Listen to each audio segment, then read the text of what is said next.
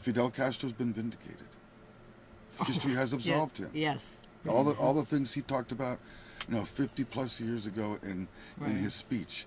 Well, History has absolved him, because now look at what Latin America's doing. Look at the ALBA alternative. Well, this is what I was about to get to. Please, yes, ALBA. Let's talk about that. That's the Bolivarian Alliance. That's now the Bolivarian Alliance. And Pierre, you're good at talking about Bolivar. I will bring you in here to talk about Bolivar. Yeah, no, it's beautiful, and it's something very historical. I want you to mention what Bolivar did in relation to Haiti. Yes, Simon Bolivar, actually, when Haiti became independent, so Simon Bolivar in 1804, after they defeated the French and the Spanish. And I might add, the oldest nation in this hemisphere is an independent country after the United States. Yes. Right. Haiti. Yeah. Haiti. Yeah. Oh.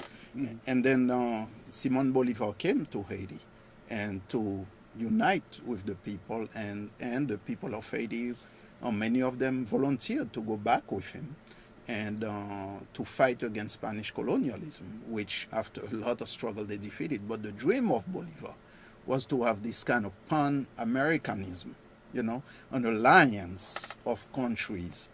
And this is what we are seeing is emerging now. Right, because you got Bolivia, you've got Venezuela, Ecuador. Cuba. Help me, Cuba. Honduras was moving in that direction. Right, and that's exactly why they took him out, because they didn't want him joining these other very progressive countries. Well, what happened, there was an incident that happened, you may or may not remember this, a few months ago. Remember when there was some things going on in Bolivia, and Bolivia threw out the U.S. ambassador, and Chavez threw out the U.S. ambassador. Right. And who was the third nation? It was Honduras. Oh, yeah, that's true. Okay, so that was a slap in the face. Yeah, so they with their military already there, and they've trained the U.S. it's not the Honduran military was trained by the School of Americas, so they're in their pocket. And let's fast forward a little bit to the meeting with Clinton. Okay, Zelaya, the president in exile, who has been thrown out of Honduras by a U.S.-backed military, I'll just go ahead and say it, met with Hillary Clinton, our new vice president, and talk about that a little bit. I think what we're seeing here is the playing out of what has to be one of the final remnants of North American colonialism left. And that is the United States always insisting on making sure it is the balance of power of everything in this hemisphere. The United States hates to not be consulted. And what's happening now is that President Zelaya has, in more ways than one, he's got a gun to his head. He's being told, you play the game our way, or you're out. You're not even, you're irrelevant. So he's in a very awkward position. Constitutionally, he's entitled to his office. The people want him back. There's teachers on strike. There's people taken to the street. People are being beaten. People are being arrested. And God knows what's happening. Yeah. Once they're inside, the repression is funky. I heard that a lot of journalists have been arrested. But we always have to remind ourselves of this. And Honduras, they've been doing. They're used to doing this.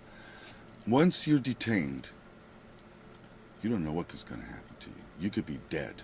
It's very easy. That's just the way they do the business down there. Oh, yeah. It's very common. It's pretty ruthless territory. Yes. And this brings to mind, too, exactly what has happened now. 5 years after the coup in Haiti and the continuing coup, so to speak, we have a number of people. People were killed in the last big massacre took place in February 2007.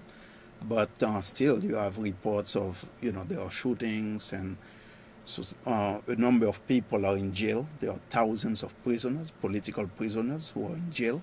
And also and the prison, really, we have a United Nations occupation. And so people think the UN is benign, but it is absolutely not. Exactly. And this, I'm glad Emiliano brought up the issue of... We have about a minute and a half. School of the Americas, because School of the Americas, really, those troops are being trained there, and they all are acting in unison, really, throughout the hemisphere as a force of repression against the people. A lot of people don't know this, but many Central American and Latin American nations don't have an army per se. They have a national guard. You know why they have a National Guard? Because the army that they call their army is the U.S. Army, and they're just a subdivision of the U.S. Army. They're a National Guard, just like a state. That's how the United States has so figured out how to control it. That's why Venezuela and Bolivia have broken away from the School of the Americas. Honduras was about to. Right. And most of these armies were actually trained and formed and created by the U.S. military. Right. And Take orders. So power to the people of Latin America, power to the people of Haiti, power to the people here. And thank you so much, Emiliano Echeverria, Pierre Labossiere, for being here. Are there any announcements that you need to make? Go to www.haitiaction.net. Okay, or HaitiSolidarity.net for more information. And I want to thank Stephen Leader for being for board opping, and thank you